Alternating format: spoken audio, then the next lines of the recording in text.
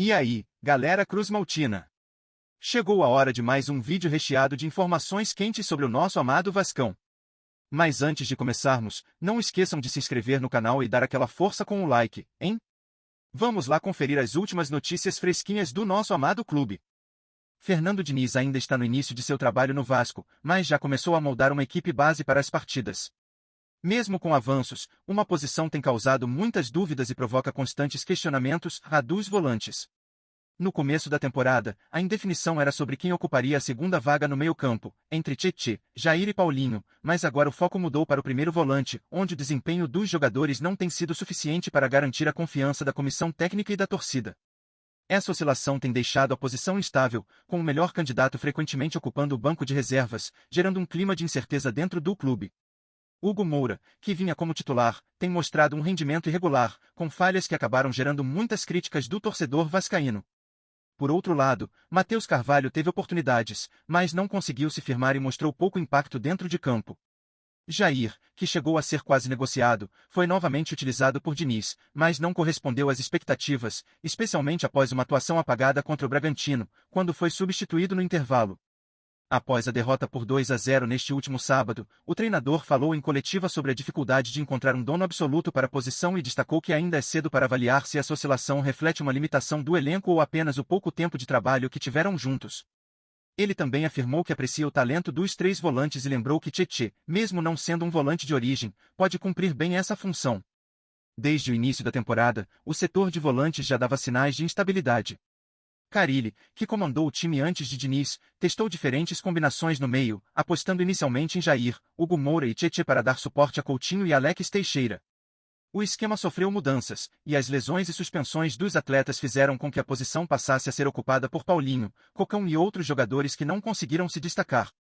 Essa falta de definição foi ampliada pela passagem conturbada do diretor técnico que chegou a assumir o comando interinamente, período em que o time parecia ainda mais perdido em relação ao meio-campo.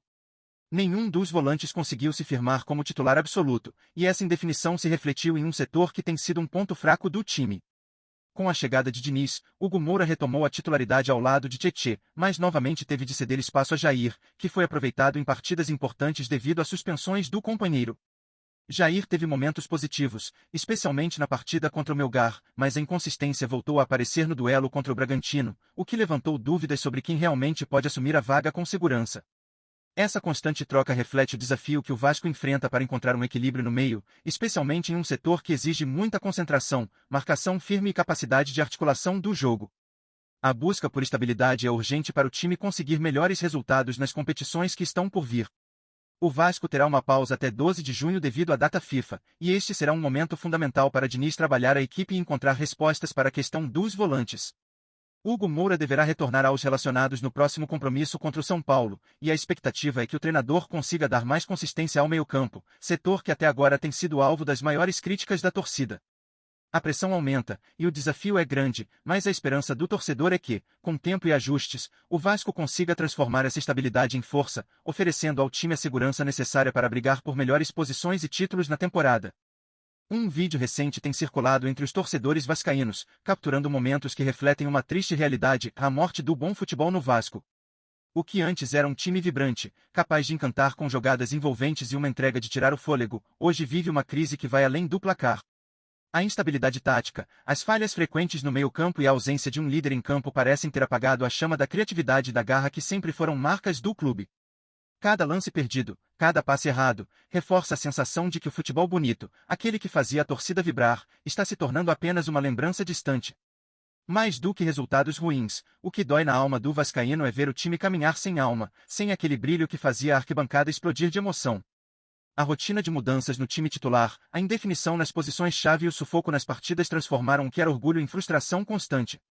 É impossível não questionar quando o Vasco voltará a apresentar um futebol digno de sua história e tradição. Será que a solução está no trabalho coletivo, na contratação de novos talentos, ou na paciência da torcida em esperar por dias melhores? Enquanto a resposta não vem, fica a inquietação e o desejo ardente de reviver os tempos em que o Vasco fazia do bom futebol uma festa para todos os seus apaixonados. O que está acontecendo com o Vasco? O time que já encantou multidões com seu futebol vibrante e envolvente parece ter perdido sua alma em campo. Cada partida mais se assemelha a uma batalha de desesperos, onde a falta de organização e criatividade dominam o espetáculo, enterrando de vez aquele estilo arrojado que marcou gerações. A ausência de um meio-campo sólido, capaz de articular jogadas e controlar o ritmo das partidas, faz o time parecer perdido, preso em erros e inseguranças que custam caro na busca por vitórias. A torcida, que sempre foi o combustível do clube, assiste atônita a esse declínio, questionando se é possível resgatar o brilho que antes encantava estádios por todo o Brasil. Essa sensação de impotência cresce a cada rodada, enquanto o Vasco vê sua identidade futebolística se dissolver diante de um cenário cada vez mais sombrio. Mais do que uma crise técnica, o Vasco vive uma crise emocional e estratégica que parece sufocar o potencial do elenco e deixar a equipe refém da pressão e do imediatismo. A instabilidade constante, tanto dentro quanto fora de campo, impede que o time encontre um caminho claro para evoluir e reencontrar a confiança necessária para voltar a brilhar. Jogadores oscilam, escolhas táticas deixam dúvidas, e a comunicação entre comissão técnica e grupo parece falha, criando um ambiente onde o bom futebol é uma lembrança distante. A paixão da torcida continua viva, mas o desejo por uma mudança urgente é latente, pois ninguém quer ver o gigante Vasco desmoronar sem lutar. Resta saber se o clube será capaz de se reinventar, recuperar sua essência e, assim, reacender a chama do futebol de qualidade que um dia o consagrou. Antes de seguirmos, se curtir o vídeo, deixa um like e ativa o sininho no canal do Casaca News para não perder nada novo, tá? Continuando. Torcida vascaína, como vocês estão lidando com essa crise que parece não ter fim dentro do nosso time? O que vocês acham que está por trás desse declínio do futebol que costumava encher os olhos e os corações de todos nós? Será que a culpa está na comissão técnica, na diretoria ou falta aquela chama nos jogadores que fazem a diferença em campo? Queremos ouvir sua voz, seu desabafo, seu grito de amor e também de revolta, porque só com essa paixão que move o Vasco podemos começar a buscar soluções reais. Você acredita que ainda há tempo para resgatar o bom futebol ou estamos assistindo ao fim de uma era que jamais voltará? E quanto às mudanças que precisam ser feitas, quais são as suas apostas? Que nome ou estratégia vocês gostariam de ver para finalmente reacender a esperança no clube? Será que precisamos de um técnico que imponha disciplina e clareza tática, ou de um elenco novo, mais jovem e com fome de vitória? A torcida quer saber qual o perfil do jogador que pode virar esse jogo, aquele que pode levantar a moral da equipe e trazer de volta a magia que nos fazia vibrar a cada lance. Se pudesse mandar uma mensagem direta aos jogadores e aos dirigentes, o que diria para que essa trajetória possa ser revertida?